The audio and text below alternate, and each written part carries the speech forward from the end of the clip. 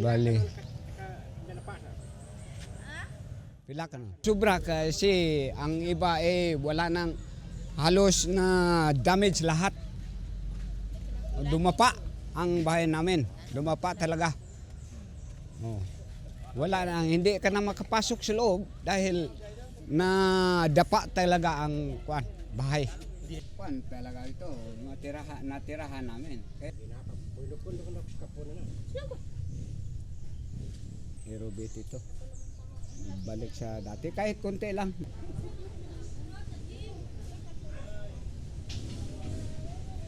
Ang problema namin ngayon, sir, yung paano namin ma-irobit yung bahay namin. Paano namin magawa uli. Kasi wala kaming budget talaga. At saka ang sobra dito, pinakatatakutan namin na itong financial na walang tubig. Di ba? Walang tubig at saka mga bigas.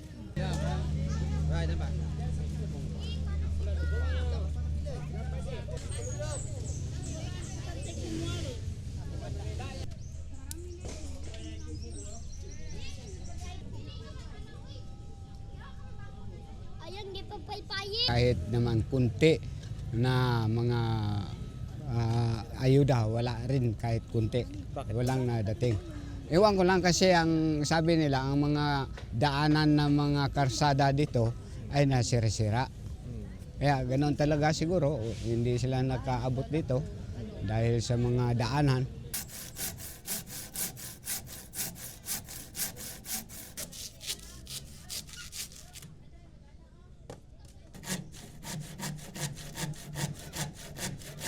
Malungkot na tayo, wala na tayong bahay, kaya kung mayroong sana makatulong sa atin na mga mga gobyerno o di may mga mayaman na maawa sa atin, maisip nila, tutulungan natin itong mga kababayan natin dahil nawala silang mga matirahan na mga bahay.